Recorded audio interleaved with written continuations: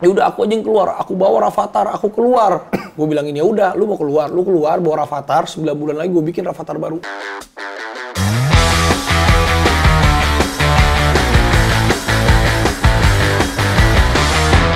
Lu laki-laki yang paling beda dong gak? Biasanya orang pengen kelihatan keren. Elah. Lu mah udah apa adanya aja gitu. Bukan, gue tuh selalu berpikir gini, karena dulu kan gue emang dilahirinnya dari keluarga yang biasa-biasa aja maksudnya. Jadi gue kalau misalnya teman-teman gue dulu pada beli baju yang merek-merek gitu, gue tuh bingung kenapa gue harus beli merek mahal. Karena menurut gue tuh bisa lebih mahal daripada merek. Itu sombongnya ya. Iya. Sebenarnya pada nggak mampu. Cuma bini lu pernah ngomong kemarin sama gue, katanya emang lu tuh paling cuek kalau pakai baju katanya. Gue bisa compang-camping. Iya. Emang kalau orang kaya begitu ya? Bukan orang kaya, itu orang gila. Orang males gua. Tapi rata-rata orang kalau karakternya emang kayak beneran, emang biasa aja orangnya. Nggak banyak tingkah, nggak ribet, nggak ini, nggak itu. Nah, yang gue mau tanya nih, Pi, ya. Lu kan kalau secara histori, gue sampai mempelajari histori lu pas mengundang lu. Gue penasaran. Lu jangan distract gue dengan bercandaan lu. Siap. Oke, bos. Oke, bos. Siap, bos. Lu jangan salto di sini. Gue inget banget tuh, dari zaman lu pertama merintis, lu main film dulu. Gue inget. Dulu, acting lu bagus. Dulu cita-cita gue tuh jadi aktor emang. Acting lu bagus, cuy. Sumpah. Film horor. Bukan. Ada film horor bagus, Bu. Nirina Zubir.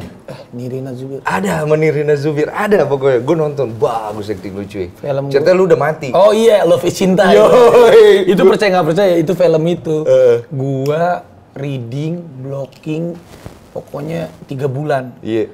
Sampai ibarat itu skrip udah gue makan. Jadi kalau syuting, sutradaranya Hani Saputra tinggal ngomong, scene sekian. Ini udah gue udah hafal. Luar kepala. Jadi dulu tuh gue totalitasnya gitu.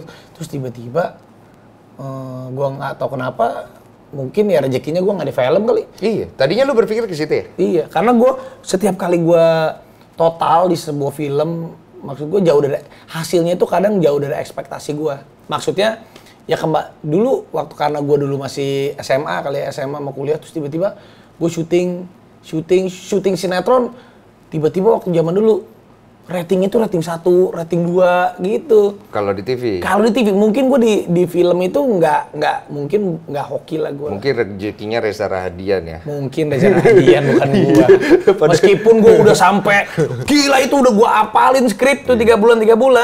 Ya zaman dulu tuh penonton tuh udah 1 juta tuh udah gede banget zaman dulu. Itu nyampe berapa waktu itu? Paling besar gue ya itu Love is Cinta sama BBB. Berapa?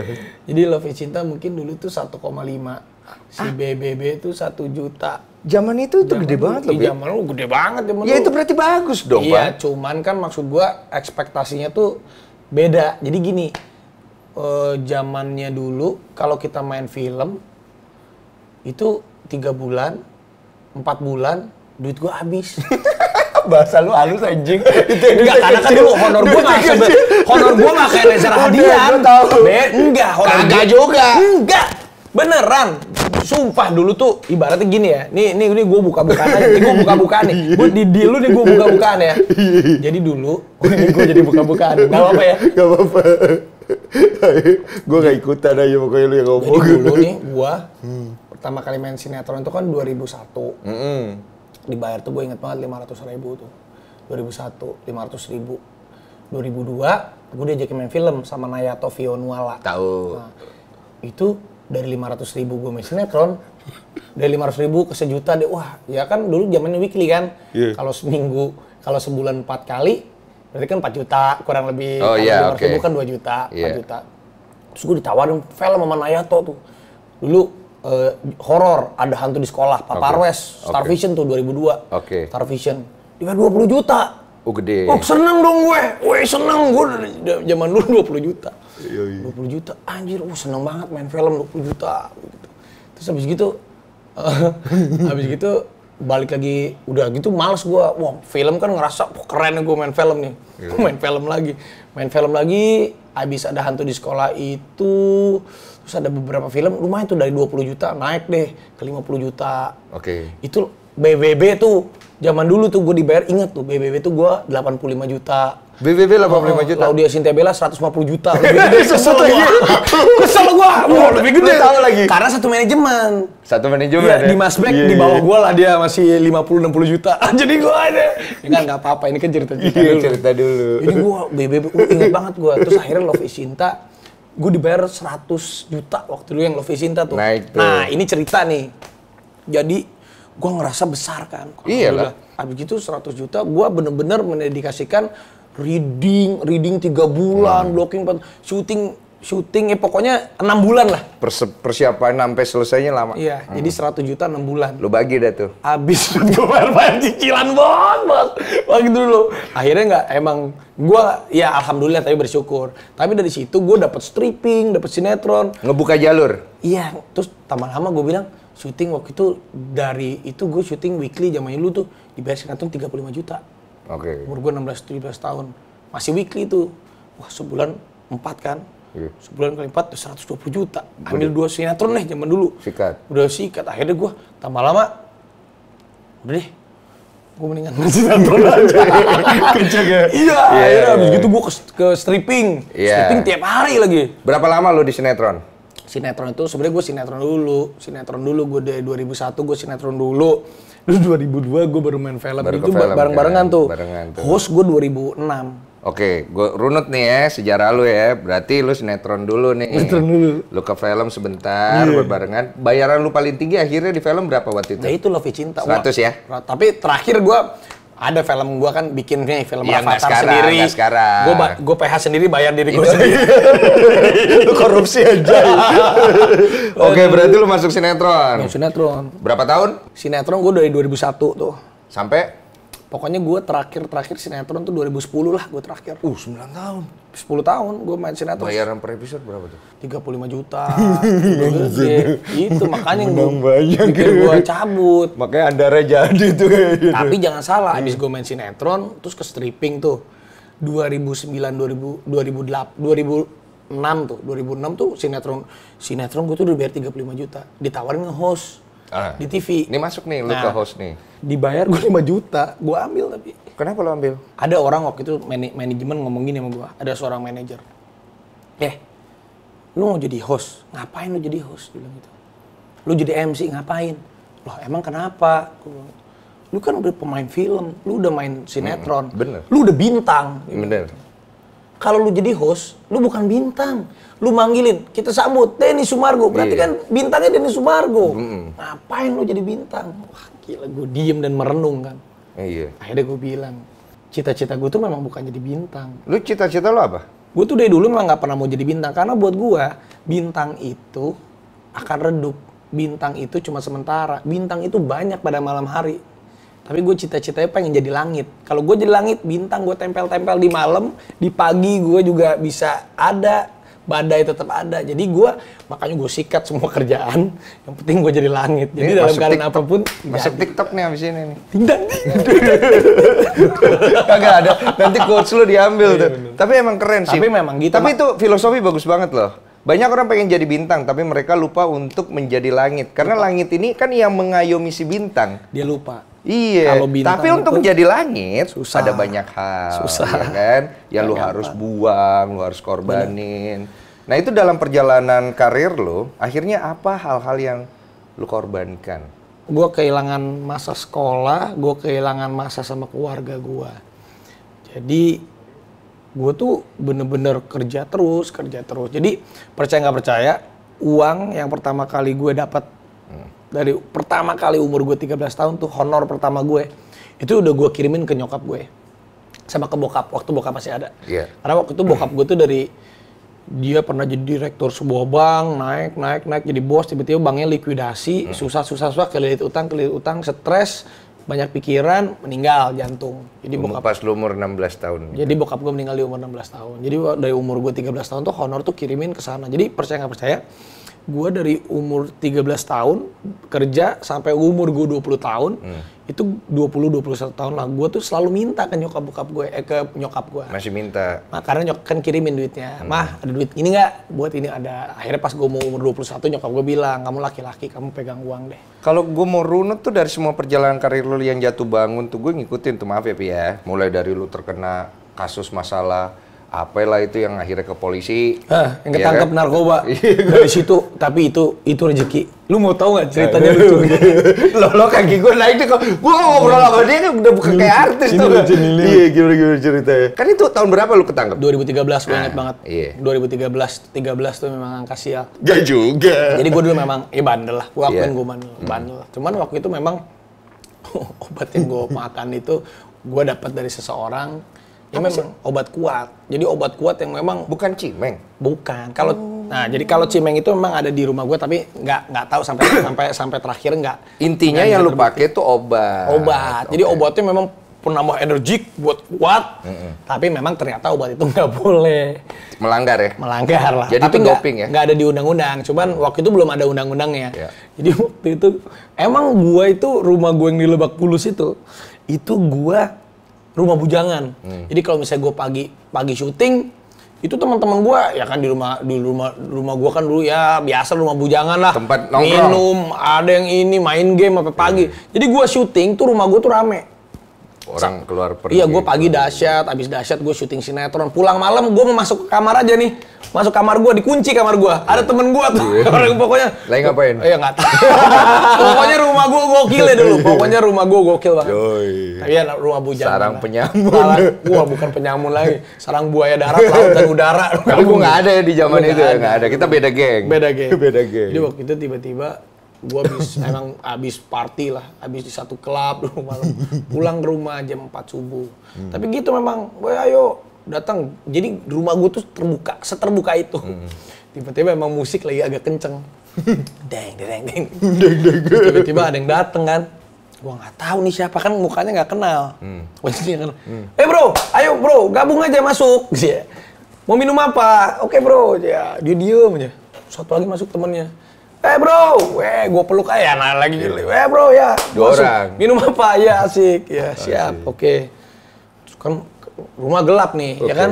Tiba-tiba dia gini, gue pakai wallpaper handphonenya. Mas, BNN. Anjir! Makin musik kan, langsung gue diem kan.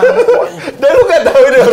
Gue kan gak tahu. Oh, lu pikir temen apa? Gue temen. Oh, lu kacau banget berarti rumah lu ya? Lu kacau. Yang lucu Irwansyah.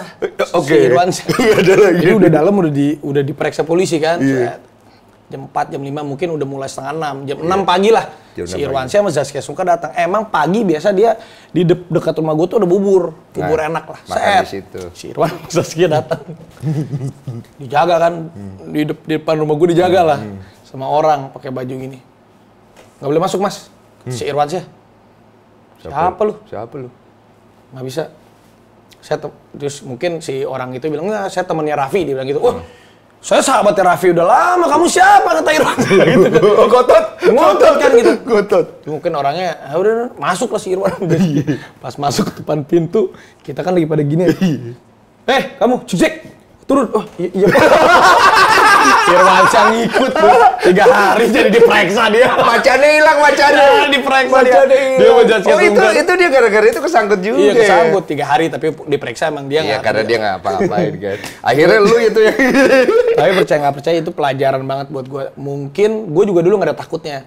Gue juga berterima kasih dengan kejadian itu. Kalau ya waktu itu gue lagi hoki aja. Maksudnya mungkin lagi agak beruntung karena obat yang gue pakai itu memang ya setahu gue memang obat buat doping. Kuat, buat doping. Tapi ternyata itu kan emang ada aturannya nggak boleh. Iya. Jadi apapun itu ya kita harus hati-hati. Dan juga dari situ gue pelajaran lah. Kalau gue dulu nggak punya pengalaman ditangkap, mungkin gue bisa ketangkap di sekarang atau Benar, mungkin bisa lebih buruk lagi. Cuman pelajaran terbaik yang lu dapet nih pada saat lu mengalami itu kan pola pikir dan pandangan lu pasti berubah. Sebelumnya lu ngelihat diri lu tuh seperti apa sih? Maksudnya, gue nih Raffi Ahmad, gue bisa ngelakuin semuanya, gue bisa dapat duit atau kayak gimana lu ngelihat diri lu? Jadi ini bener-bener transformasi gue nih. Jadi waktu gue keluar dari BNN akhirnya gue berubah lebih hati-hati. Tapi kan waktu itu gue masih bujangan. Lebih hati-hati, gue lebih wah nyokap gue kan dulu nangis-nangisnya kayak apa. Jadi akhirnya gue lebih ngehargain nyokap gue. Jadi gue ngerti gitu bahwa seorang anak tuh kalau ada apa-apa ya pasti ibu kita yang sakit. Akhirnya yang bikin lu berubah itu gara-gara lu ngelihat nyokap lu seperti itu atau itu ada sebuah kesadaran lain yang datang dari lu? Banyak hal sebenarnya, banyak hal lah. Yang bikin lu mikir. Yang gue mikir, lu bayangin aja dulu. Jadi sebelum gue ketangkep itu gue lagi berada di posisi 5 acara TV setiap hari. Iya, gitu. Lagi dalam keadaan yang baik lah. Lagi dalam keadaan yang baik. Lu bayangin aja tiba-tiba gue ketangkep itu semuanya hilang gitu aja. Hah? Ya kan stop. 4 bulan gue hilang stop dan gue cuma takut yang di pikiran gue gila apakah gue bisa diterima lagi nggak nih sama masyarakat saat gue keluar, apa TV-TV itu akan menerima gue kerja lagi nggak, ada beberapa iklan gue waktu itu ada 10 brand ambassador udah siap-siap ada yang mau kasih gue karena kan kalau ada tapi ada yang mau siap-siap waktu itu tapi karena waktu keadaannya gue kan bukan obatnya kan nggak ada di undang-undang dan akhirnya tapi itu dia beruntungnya gue maksudnya kalau gue waktu itu yang misalnya amit-amit yang gue pakai misalnya cimeng ataupun yang benar-benar udah disahkan mungkin 10 iklan itu gue harus membayar 2 kali lipat semua TV pun juga kayak dahsyat gitu kan ada klausul kalau memang kita berarti lo tidak kena penalti semuanya masih ketolong di situ masih gue bersyukur banget dan yang kedua setelah gue kembali lagi bebas di hari pertama gue cuma minta istirahat seminggu setelah itu semua kerjaannya balik lagi itu gue ingat loh waktu itu masih ada almarhum Olga itu masih dominasinya dipegang dia tuh kalau hosting kan lu supporting nih tapi lu juga bermain begitu waktu berlalu almarhum pergi kan lu nih naik jebuang hampir semua stasiun TV tuh isinya Raffi Ahmad, sampai ada nih yang negatif-negatif. Gue bosen lihat tuh orang mana-mana gitu loh. Tapi kan namanya rezeki orang, ya kan. Nah, lu berjalan dengan begitu luar biasa. Kalau dibilang lu termasuk orang yang sangat terberkati deh, nggak sebanyak itulah artis atau selebriti yang punya perjalanan grafik kayak lu lah dari perekonomian. Terus kesandung lagi nih. Perselingkuhan, maaf ya, Pi. Perselingkuhan. Nah, lu akhirnya ada pola pikir baru lagi nggak di situ? Sebenarnya gini, gue juga mengakui kalau gue tuh setiap gue memasuki fase hidup baru, fase hidup di mana dulu mungkin, jadi gue tahu fase gue tuh kira-kira di per 4 atau 5 tahun gue mendapati masuk ke fase yang baru. Jadi dulu saat bokap gue meninggal, umur gue 16 tahun itu adalah fase pertama gue menjadi kepala keluarga yang tadi gue pikir gue hancur. Wah gimana dulu gue honornya gue masih gimana gue menghidupi nyokap dan adik-adik. Dia masih mikirnya ke situ. Betul, tapi gue jalanin itu ternyata ada rezekinya. Sampai gue dikasih rezeki banyak setelah bokap gue meninggal gue bisa ngidupin keluarga. Gue lupa lagi tuh. Gue lupa diri akhirnya gue tersandung kasus itu di 2013 narkoba itu. Setelah itu ya setelah gue kasus itu gue udah mencoba udah deh gue mungkin cari teman hidup akhirnya gue menikah lah sama si Nagita tapi juga saat gue masuk fase pernikahan mungkin karena gue tuh dulu orangnya terlalu bebas terlalu liar merasa pernikahan itu kan wah setelah Nagita hamil punya anak dulu kan gue nggak pernah pulang suka-suka hati gue mungkin gue kebablasan dalam arti kata ya gue juga suka masih genit-genit sama cewek dalam arti itu genit-genit memang bawaan gue genit normal gitu. Gue juga genit kok cuman ya kadang tapi istri gue itu adalah istri yang the best lah mungkin kalau gue menikah nah ini gue mendapatkan hikmah lagi mungkin kalau gue tidak menikah sama Nagita Slavina gue udah diceraiin sama cewek kalau gue nggak tahu jadi Nagita itu dalam keadaan terburuknya gue diomongin orang diisukan ini ada cewek lagi, ada sampai gue diisukan menikah lagi, ini lagi. Dia itu adalah pelindung gue. Jadi istri gue tuh dia cuman pernah ngomongin sama gue. Apapun kamu, apapun berita di luar sana, aku akan bertahan sekuat aku. Nah saat itu gue langsung, kita kan digituin cowok. Kalau gue pulang ke rumah gitu dalam keadaan habis syuting capek, lu berita apa lu tuh? Anjing lu buka handphone lu. Oh tambah jadi lu. Yang ada gue, apaan lu? Gue pernah dulu tuh tapi pernah gue sadis sih. Gue itu Nagita yang terakhir membuat gue akhirnya wah gila ini malaikat pelindung gue setelah nyokap gue. Jadi nyokap gue tuh dulu waktu pas gue ketangkep narkoba, gila nyokap gue Itu sampai dia yang wah dia ke polisi minta Dia yang ngurus semuanya. wah, semua dia yang nutupin bener-bener. Biar bagaimanapun anaknya. Nah, dan saat berita perselingkuhan itu, berita gue ini lagi, cuma lu bayangin bini gue sendiri yang menutupi itu semua, dia berusaha meredam itu semua. Kalau bini gue kesel, bini gue gedek, ya dia ngomong aja, bisa aja di luar kamera, iya weh, buat cewek yang ini, wah bisa aja gitu kan. Tapi dia nutupin semuanya dan itu yang membuat gue berpikir gitu, wah gila. Dari isu itu keluar, kemudian badai itu datang, istri lu bertahan tuh berapa lama di dalam kondisi Gini, itu? pokoknya gue masih belum menjadi suami yang baik, maksud baik tuh belum menjadi suami yang seutuhnya. Lagi itu belajar sampai gue mungkin di pernikahan yang 3 tahun lah, 3-4 tahun lah. Rafathar udah hadir ya? Ya Rafathar udah hadir. Dulu juga kan Rafathar udah hadir kan masih bayi. Masih bayi ya? Masih bayi yang belum. Nah sekarang kan beda nih saat setelah kejadian Nagita seperti itu. Dan gue juga digituin kan sebagai laki-laki kan kita jadi diem gitu. Iya tapi kan awalnya nggak ke situ dulu Pak. Iya. Pasti awalnya lu masih nunjukin sisi lu yang pasti. Gue dulu parah sama Gigi kalau berantem nih di rumah nih. Gigi bilang ya udah. Dulu juga Gigi mungkin udah ngelihat sifat gue kali. Ya udah kalau kamu misalkan gue dulu suka nggak pulang-pulang, suka tambah lu nggak pulang tuh? Wah, nggak pulang, misalnya gue nggak pulang, terus pas besoknya gue pulang, kamu kenapa nggak pulang? Ya udah, kalau kamu nggak pulang, kamu nggak usah pulang-pulang. Itu gue nggak pulang, itu gue bawa baju, oh ya udah lu nggak sebulan. Lu jadiin gue ibaratnya. jadiin, terus sebulan gue nggak pulang-pulang, sampai dia ini ya gue pulang. Biasanya karena anak gue pulang, terus tiba-tiba, ya udah kalau pernah juga kalau kamu gitu.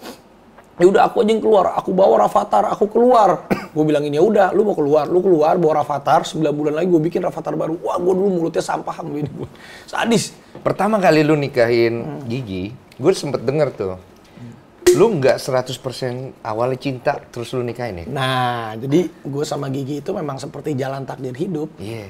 Jadi jalan takdir hidup yang dimana tiba-tiba waktu itu gila. Kok gue udah nikah aja ya gitu. Padahal kan di sini ada naluri-naluri yang masih belum. Yang masih ya kayak ngerasa gitu lah. Apalagi pergaulan gue kan bebas. Lalu kenapa nikah? Jalan hidup takdir.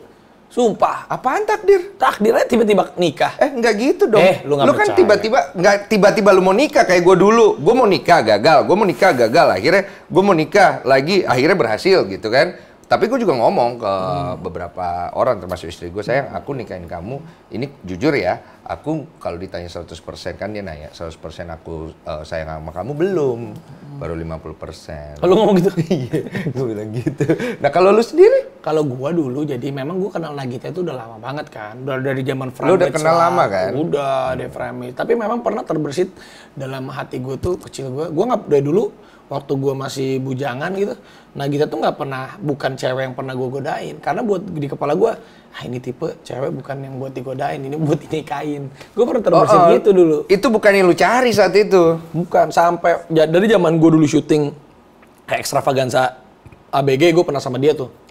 Bayangin ya, di Extravaganza ABG dulu itu gue umur 16 tahun itu. Ada Laudia Cynthia Bella, ada Nia Ramadhani, ada Asya Sarah, ada Nagita Slavina pemainnya. Itu semuanya gue goda-godain.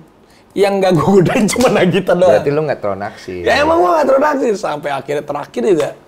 Waktu itu tapi... Nah sekarang kalau lu nggak terlalu naksir, kenapa lu nikahin? Nah jadi gini, waktu ini itu yang pas gue penasaran. keluar dari BNN, gue kan silaturahmi lah gue ke apartemennya Nagita. Karena ibunya kan yang punya Frame Rates, punya PH Frame Rates. Waktu itu kan gue dulu kan sering di Frame Rates. Akhirnya pas gue turun di lobi apartemennya ketemu si Nagita. Nggak tahu kenapa seneng, nggak tahu tuh gue seneng di situ. Gigi, Rami, gue, lu apa kabar? Peluk, maksudnya peluk, apa kabar lo gitu. Ya Allah, lu gimana kan si Gigi? Udah oke, iya gue, ya kan baru keluar dari BNN tuh, udah. Pas gue dipeluk, nggak tahu gue seneng aja dipeluk sama dia gitu. Tiba-tiba kan karena gue udah seneng, ya gue ngobrol-ngobrol mana. Lu genit aja tuh bang. Semua juga seneng lu peluk. Terus, abis itu gue udah cerita-cerita sama nyokapnya. Udah tuh cerita sama nih. nyokapnya, ya ngobrol-ngobrol. Akhirnya juga si Gigi itu waktu itu ternyata lagi dalam kondisi baru putus. Baru putus tuh sama mantannya. Nah itu kan gue baru bebas-bebasnya tuh. Baru bebas-bebasnya. Terus cewek tuh yang, wah gila. Itu gue lagi deketin tuh ibaratnya nebar jala tuh. Oh iya. 5 cewek, 10 cewek, pret. Semua itu pada gampang ditaklukkan. Oh yo. Cuman gigi doang nih yang ngehe nih. Susah ya? Susah anjir.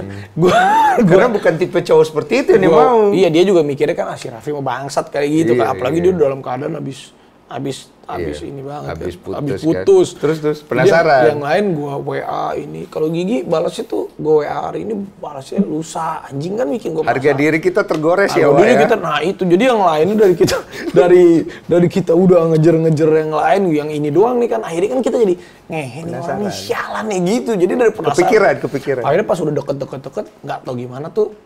Ada momen tuh lagi berdua. Terus gue bilang, gue suka nih sama lu nih.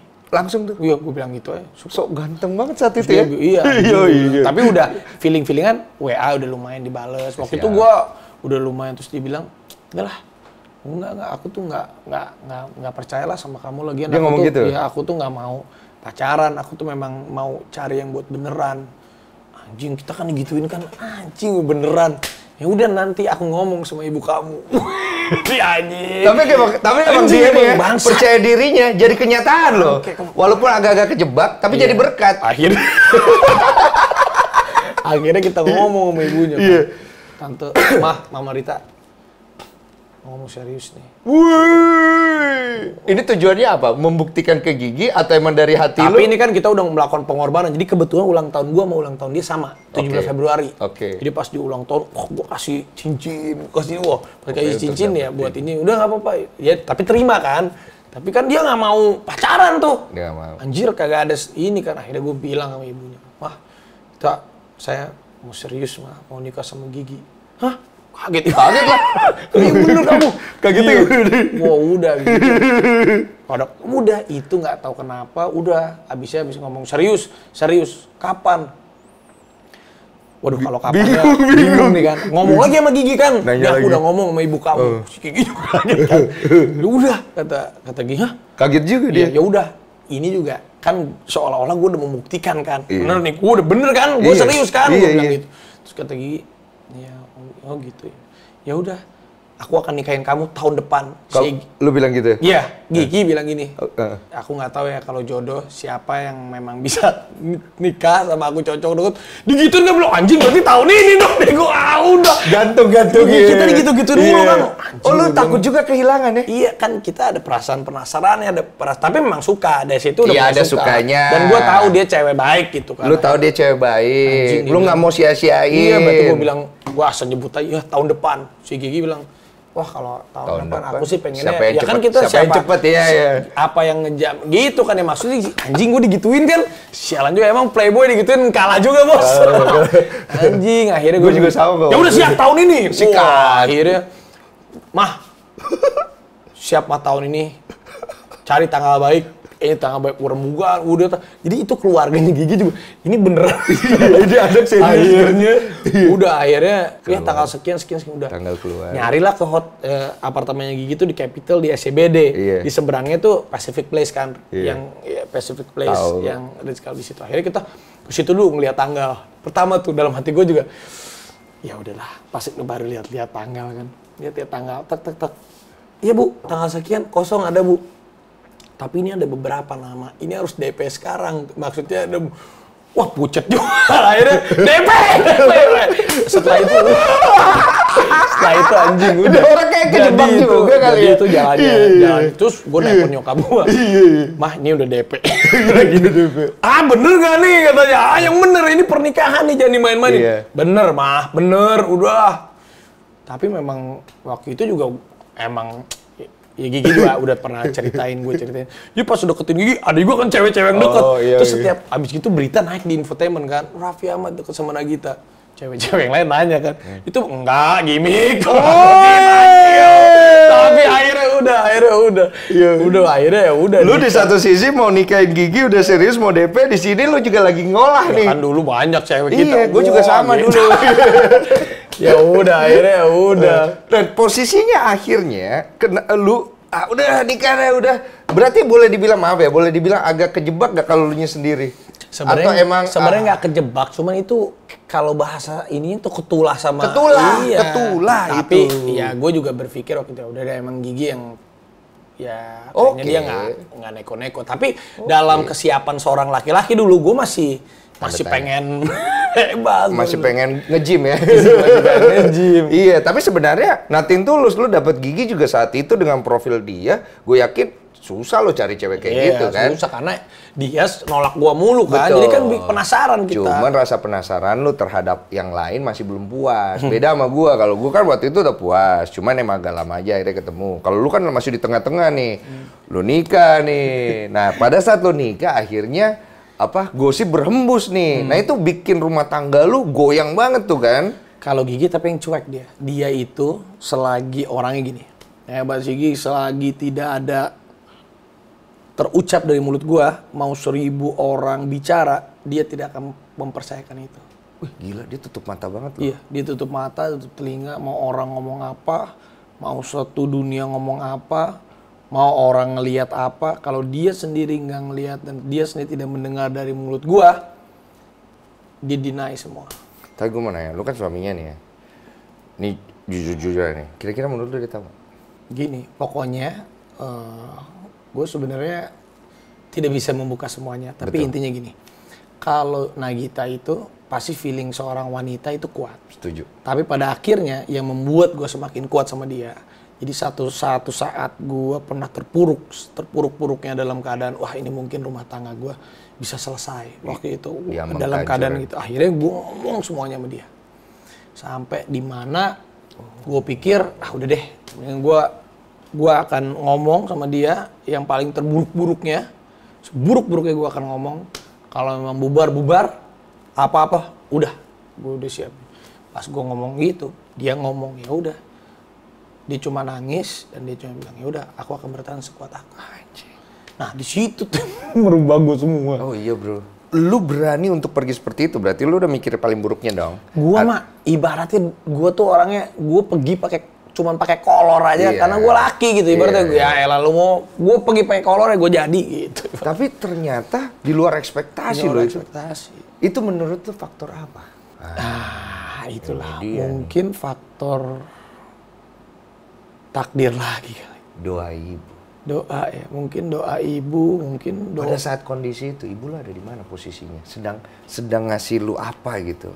Nggak, kalau nyokap gue tuh kadang gue tuh misterius. Gue tuh kalau ada urusan yang terlalu personal, gue nggak pernah cerita. Ibu gue nggak. Tapi ibu gue tahu kalau ada masalah. Oh berarti nggak terlalu komunikasi ya? Gue diem, cuman ibu gue tahu. Ya udah kata nyokap gue. Waktu itu nyokap gue cuma bilang, ya udah kalau ada apa-apa ya nyokap gue juga ngomong ya udah.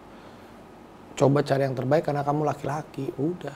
Akhirnya gue beranikan diri untuk ngomong. Tapi abis pas gue ngomong gitu ke nyokap ke sana, gue bilang ke nyokap gue mah kayaknya Gigi udah yang paling terbaik nih. Akhirnya nyokap gue nangis, ya udahlah emang udah paling terbaik dia gini udah. Jadi memang terkadang kita tuh harus mendapatkan masalah. Kita harus bukannya gue membenarkan apa yang gue lakukan atas kekurangannya gue. Tapi ya memang terkadang kita harus bisa merasakan kita tidak baik-baik aja untuk kita bisa baik-baik aja. Gitu. Betul.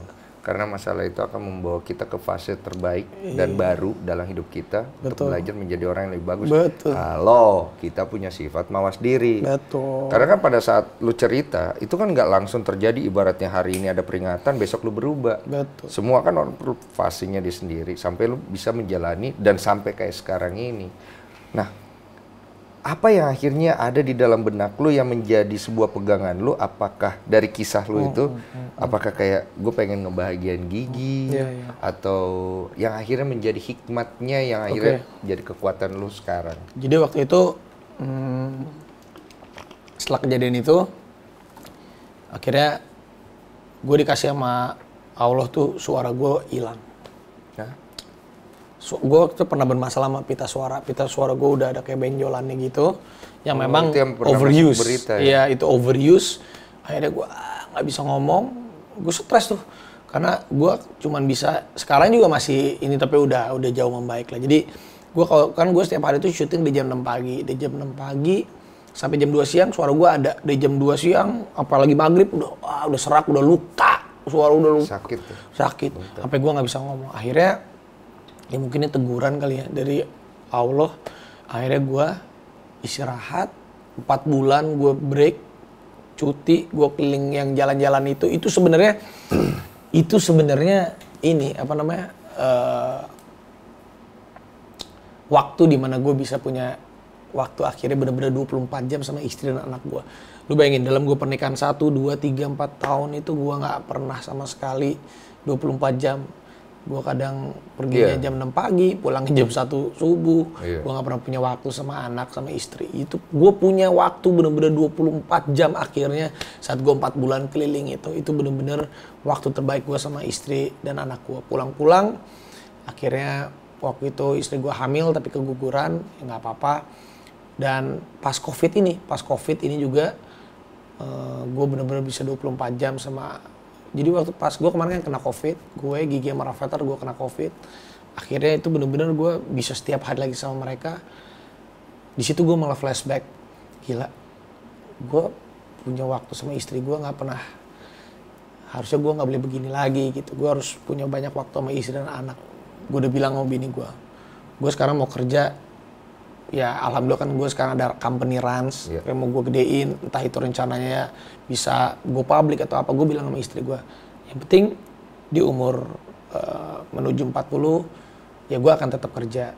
Gue gak bakal pernah ninggalin syuting karena ini adalah hidup gue, tapi hidup gue akan buat anak istri gue. Jadi gue akan bener-bener nanti bisa punya banyak waktu sama anak istri gue, dan itu gue kerja mati-matian. Gue punya sekarang alhamdulillah punya apa yang gue mau, tapi ya gue nggak punya waktu, gue nggak bisa membeli waktu untuk sama anak istri gue. Itu gue salah, jadi gue harus bisa mempersiapkan waktu untuk anak dan istri gue gitu. Cukup ya? Bagus banget itu. Berarti wanita-wanita yang dulu dilepas semua dong? Ya kita gini, kalau ibarat itu jatah reuni ada. Tapi hanya ngobrol-ngobrol aja. Karena kita kan kalau sekolah kuliah itu lulusan Universitas Raffi Ahmad, ada alumni, ada reuni, tapi hanya sebatas ngobrol dan bincang. Oke, kita tunggu proses berikutnya ya kalau gitu ya.